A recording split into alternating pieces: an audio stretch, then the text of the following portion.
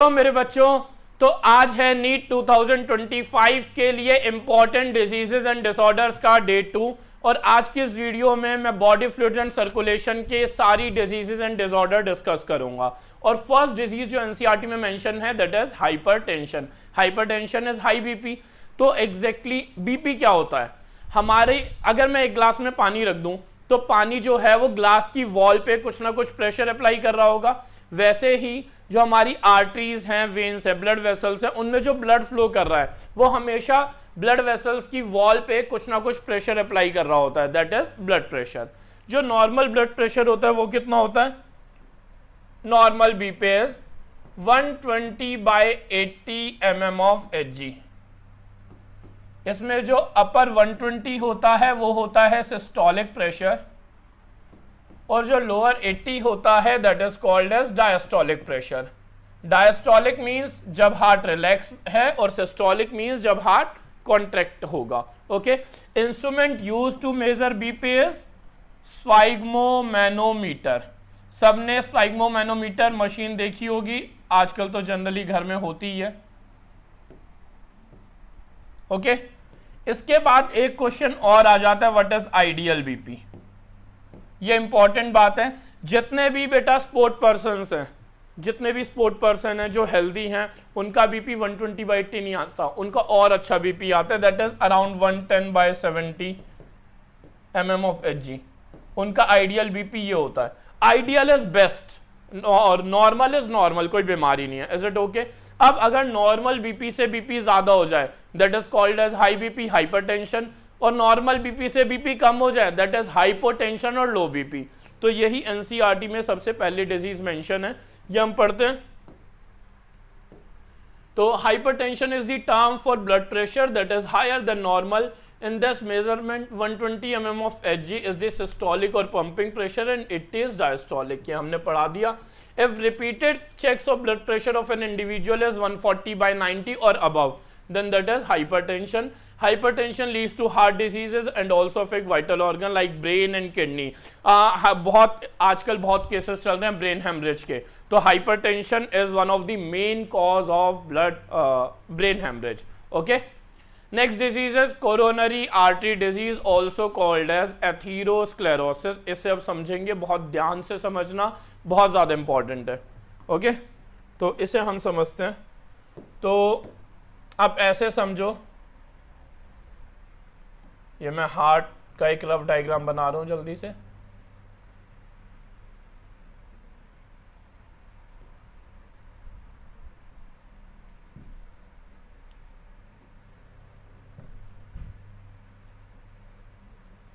अब ऐसे मान लो left atrium, left ventricle, right atrium, right ventricle.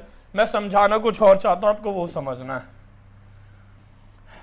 Right atrium से, सॉरी लेफ्ट एट्रियम होगा यहाँ पे, माफी चाहते हैं। लेफ्ट एट्रियम से निकलती है आउटा, लेफ्ट एट्रियम से निकलती है largest blood vessel outta. Outta का काम है पूरी बॉडी में ब्लड सप्लाई करना। अब पूरी बॉडी में ब्लड सप्लाई करेगा मतलब हार्ट की मसल्स को भी ब्लड सप्लाई करेगा। ठीक है, अब बच्चे ये समझते हैं कि हार्ट में तो ब्लड ऑलरेडी है। भैया जो हार्ट में ब्लड है ना वो पंपिंग वाला ब्लड है, वो ब्लड है जो हार्ट पंप करता है। लेकिन हार्ट के सेल्स, कार्डियक मसल्स, इन्हें ब्लड कहां से मिलेगा? इन्हें ब्लड मिलेगा एक कोरोनरी आर्टरी से। कहां से मिलेगा बेटा? कोरोनरी आर्टरी से। ओके, तो ये बना दी मैंने एक कोरोनरी आर्टरी। तो coronary artery is the artery which supplies blood to the heart muscles. ठीक है, अब वो लोग जो बहुत ज्यादा तला हुआ खाते हैं, फ्राइड खाते हैं, like chole bhature and all, oily चीजें खा रहे हैं और एक्सरसाइज भी नहीं कर रहे, कभी ना कभी उनका लिपिड प्रोफाइल, टेस्ट होता है लिपिड प्रोफाइल, वो बिगड़ेगा। ब्लड में कोलेस्ट्रॉल का लेवल बढ़ेगा, हाई कैल्शियम लेवल और बहुत सारा फैट, इन सब चीजों से बनता है क्लॉट। क्या बनता है यहाँ पे? क्लॉट।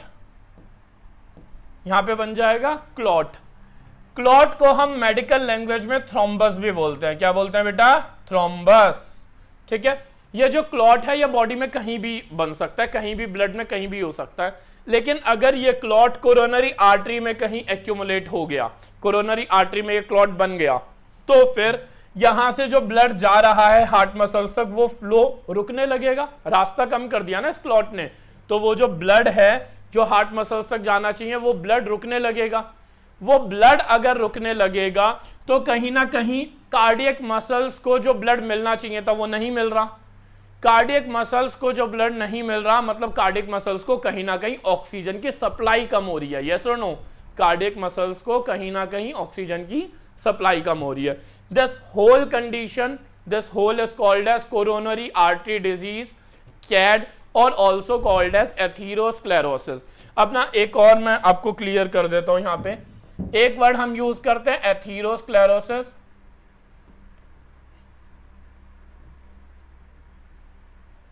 एक वर्ड और यूज करते हैं हम, that is arteriosclerosis.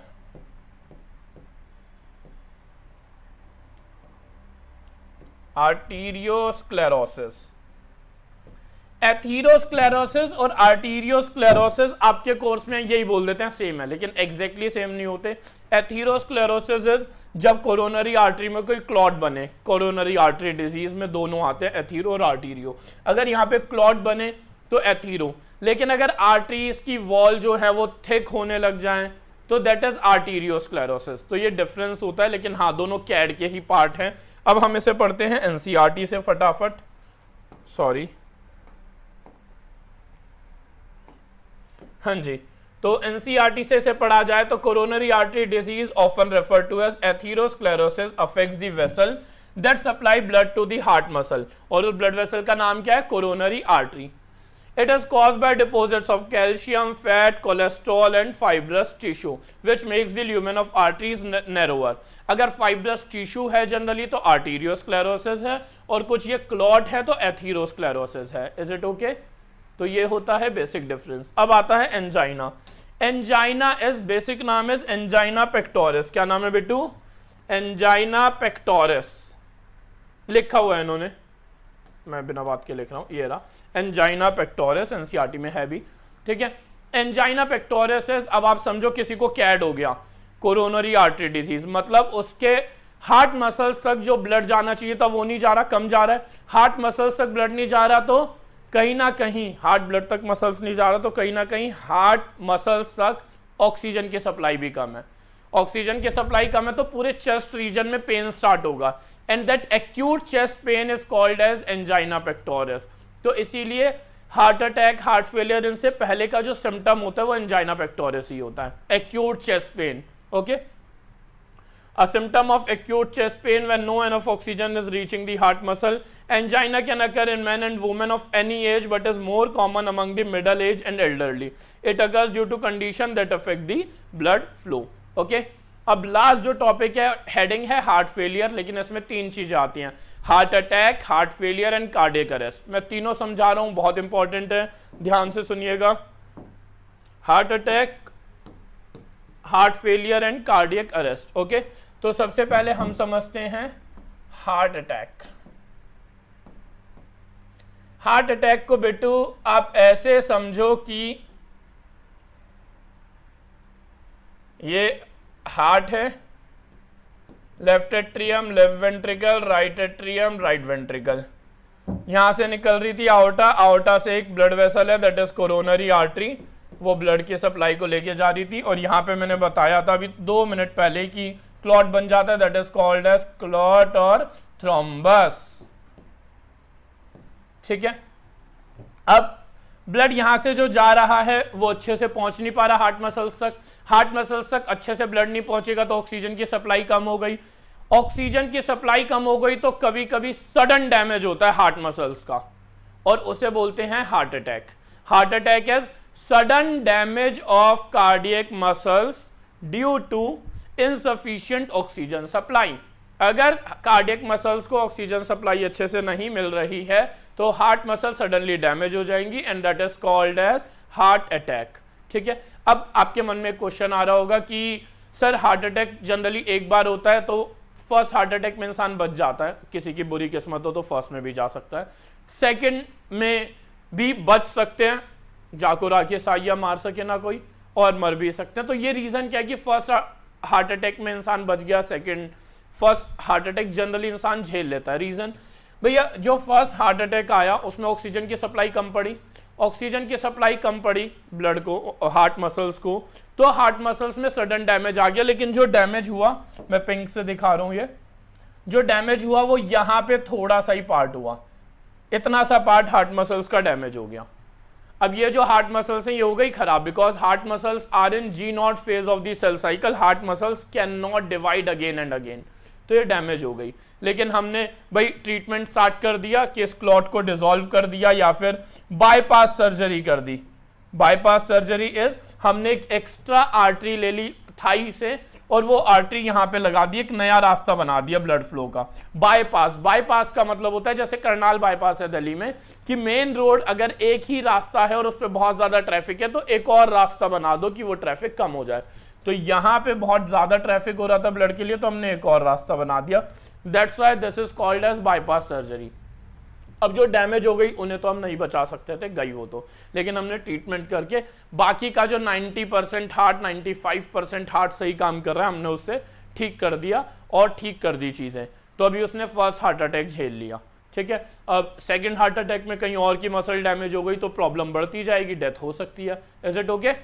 Next is cardiac arrest. इसे मैं साइड कर देता हूँ, माफी चाहते हैं, ये क्या हो गया। नेक्स्ट स्लाइड पे चलते हैं।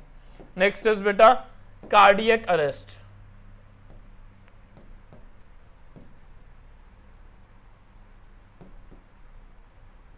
कार्डियक अरेस्ट, अरेस्ट का मतलब है सरेंडर। अरेस्ट का मतलब क्या है? सरेंडर, ठीक है। अरेस्ट हो गए तुम, यू आर अंडर अरेस्ट, मतलब सरेंडर। कार्डियक अरेस्ट को ऐसे ही मैंने याद किया था अपनी 11th क्लास में, ऐसे ही आप कर लो कि अरेस्ट का मतलब है surrender, you are under arrest. Means suddenly कोई काम मत करो, हैंड्स अप करके खड़े हो जाओ। हार्ट अगर सडनली बीट करना, हार्ट का मेन फंक्शन क्या है? बीट करना, ब्लड पंप करना। हार्ट अपना काम ही बंद कर दे, that is cardiac arrest. If heart stops beating, अगर दिल अपना काम ही करना बंद कर दे, that is arrest, surrender, that is called as cardiac arrest. इस ट्रिक से याद रह जानी चाहिए बातें, ओके। अब another one that is heart failure. Another one that is heart failure. Heart failure, failure को याद रखो आप फेल से, कि एग्जैक्टली फेल होना क्या होता है। आपको नीट में पास होने के लिए स्कोर चाहिए मिनिमम 650, आप वो नहीं ला पाए। भगवान करे सबका सिलेक्शन हो, जो जो पढ़ रहे हैं सबका सिलेक्शन हो, जो मेहनत कर रहे हैं, लेकिन कोई बच्चा नहीं ला पाया, मतलब वो फेल हो गया। फेल होने का मतलब है कि जो उसे काम करना था वो काम करने में असमर्थ है, वो काम नहीं कर पा रहा अच्छे से, दैट मीन्स फेल। फेल का मतलब क्या होता है? Failure is the key to success. कहीं ना कहीं जो फेल होता है वही कुछ बड़ा करता है। लेकिन अभी मैं बताना चाहता हूं कि फेलियर, हार्ट फेलियर का मतलब क्या है। फेल का मतलब है जो काम तुम्हें करना चाहिए था वो तुम नहीं कर पाए, मतलब तुम उस काम में फेल हो गए। हार्ट का मेन काम क्या है? कि हार्ट का मेन फंक्शन है ब्लड को एफिशिएंटली पूरी बॉडी में पंप करना, लेकिन हार्ट वो काम अच्छे से नहीं कर पा रहा, मतलब पूरी बॉडी की जो रिक्वायरमेंट है ब्लड की, हार्ट उसे पूरी नहीं कर पा रहा, that is called as heart failure. कि देखो, अरेस्ट का मतलब स्टॉप बीटिंग, काम करना बंद कर दिया। हार्ट फेलियर का मतलब कि काम तो कर रहा है लेकिन अच्छे से नहीं कर पा रहा, दैट इज फेलियर, ओके। तो अब हम एनसीईआरटी से डिस्कस करते हैं जल्दी से। तो heart failure means the state of heart when it is not pumping blood effectively enough to meet the needs of the body, मतलब वो effectively उतना काम नहीं कर पा रहा। Next, it is sometime called congestive heart failure, बहुत important है। Heart failure is sometime also called as congestive heart failure because heart जो होता है वो दोनों lungs के बीच में है, तो heart कई बार congestion की वजह से अपना काम नहीं कर पाता, that's why congestive heart failure, because congestion of the lung is one of the main symptom of this disease. Heart failure is not the same as cardiac arrest when the heart stops beating, or a heart attack when the heart muscle is suddenly damaged by an inadequate blood supply. तो heart attack में क्या होता है? Suddenly damage होता है, और heart cardiac arrest में stops beating. Is it okay? तो ये सारे बॉडी फ्लूइड्स के कंप्लीट डिसऑर्डर कंप्लीट हो गए हैं, सब कुछ कंप्लीट हो गया है। डिजीजेज एंड डिसऑर्डर में सारे कराता रहूँगा। नेक्स्ट लेक्चर में हम नेक्स्ट चैप्टर, ह्यूमन फिजियो का नेक्स्ट चैप्टर जो है उसके डिजीजेज एंड डिसऑर्डर डिस्कस करेंगे। Is it okay? Stay tune और चैनल को सब्सक्राइब कर देना। नेक्स्ट वीडियो में हम आगे के डिजीजेज एंड डिसऑर्डर डिस्कस करेंगे। मिलते हैं नेक्स्ट क्लास में। Okay, God bless you.